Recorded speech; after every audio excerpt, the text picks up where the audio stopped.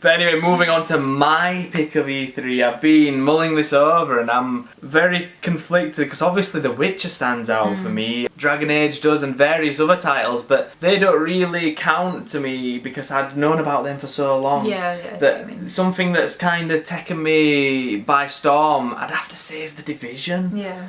You know, that trailer really like created this world for me, this horrible world where these families are being hunted down and all these scavengers are brutally assaulting people, and you know, you're part of a team that's going through this city and trying to get things back on track. Yeah. And I love kind of DayZ Survivor type things. I like multiplayer shooters. So all those things come together for me and make one game that looks very, very interesting. Yeah. That was a good trailer as well. Definitely. I mean, it had that whoa effect that the original Dead Island trailer had. But it looks like we're going to get a decent game at the end, which we didn't with Dead Island. And they even had a trailer at E3, did Dead Island, for number 2. Same kind of things. It went in a sillier direction, no gameplay, and they expect people to put the money down for a pre-order. Unbelievable. That's bad, isn't it? It is really bad. I can't believe that they have the nerve, to be fair.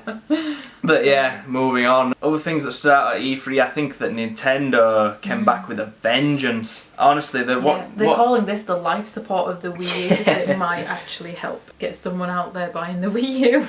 I think it will. I mean, I noticed on Twitter immediately after E3 that people were talking about, I want a Wii U, I want to play Zelda, I want this new Yoshi game where he's chasing cotton balls or something. It's very, very strange. And I mean, they've even got Captain Toad in his own game, I think now. Unless I imagine that. I'm imagining Nintendo concepts. That's my new thing.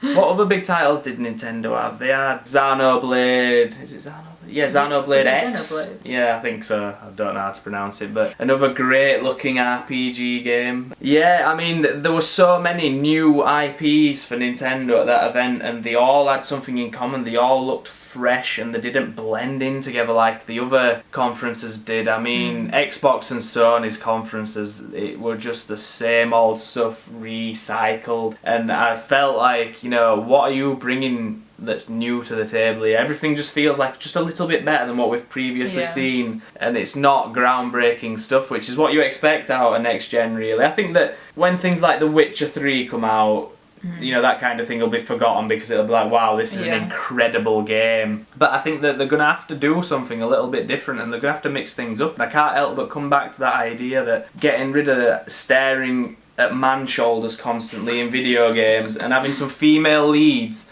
and creating compelling storylines and not just boobs out, brains nowhere kind of mechanics for female storytelling. It'll be the key to this kind of thing. I mean, one of the most refreshing things about the E3 event was now when I'm talking on Twitter as the things are happening, it's not just a group of undernourished men talking to me about it. It's, you know, it's like women are joining in, you've got the elder end of people joining in, you know, everyone's gaming right now and it is brilliant. Yeah. And I just love it. So I'd say in a whole, what do you think of this year's E3 in terms of what did it do for gaming? I don't think it was anything that revolutionary. It's definitely going in the right direction. How graphics are becoming much more sophisticated. People aren't looking at games anymore as a waste of time. Yeah. People are looking at this going, wow, this is actually really impressive. The things that people can do with technology, and gameplay is becoming much more about co-op, working together and stuff like that. So it's more than just 14-year-old kids out at home shooting at zombies and stuff. Yeah.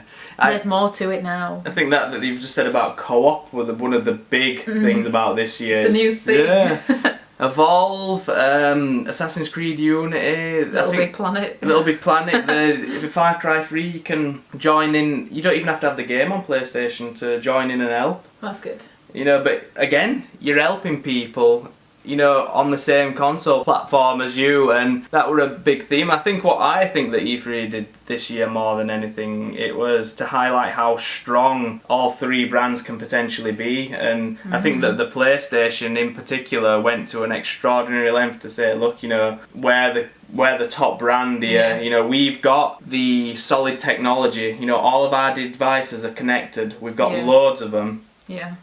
you're going to get exclusives that you can't get anywhere else, which obviously all of them did, but they were just putting all that effort in making it clear that, you know, when you own a Sony device, you're connected to all Sony devices. Well, my theory as well is the reason why they're doing so many co-op things as well is because, you know, for example, when I get hold of Little Big Planet 3, I'm going to say to my sister, you need to get a PlayStation 4 so we can play and stuff like that. And I'll be saying to my friends, can you get a PlayStation 4 so we can, you know, team up and play. So I wonder if that's the kind of thinking they're going with, you know, oh guys, if you've got a console, your friends will want a console too. Definitely. I think it wouldn't be fair as well not to mention that Xbox came out swinging this time as well. Yeah. They came to the table and they said, look, you know, I mean, if you go back and watch it, you'll notice that the words cloud and TV that did not get mentioned at all, I don't think, and it was just all about the games. And they brought Halo, which, you know, when you think of Xbox, it has to be Halo. I mean, realistically, they probably want Halo mentioned at every E3. If they could have a full Halo game ready to reveal at E3 every year, they'd do it. And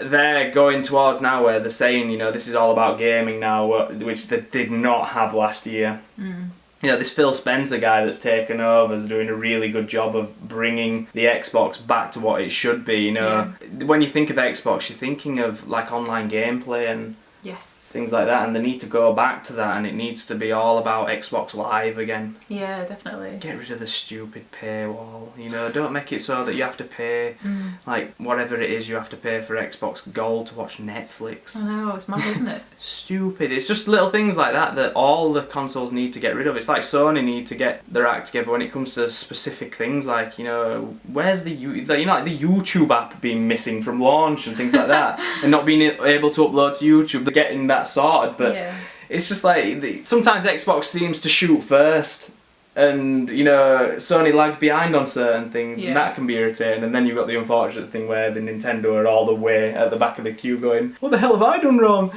It's Mario. So yeah, the Nintendo tax is absolutely fantastic. But moving on, before we finish up this vlog, I'm checking out the beta and alpha for Battlefield Hardline and Destiny. So I'll let you know what's going on with those shortly in separate vlogs, but I'm going to be upfront with you, the Battlefield one's not really doing it for me. I'd rather be playing Payday 2. But yeah, so thank you for watching. I'm Jamie Mee, this is Archie Day, and we are Cookies versus Cream. Thank you for watching. Bye! Hit that subscribe button. We're going to have a new website as well, by the way, shortly, so keep an eye out for that. Ciao!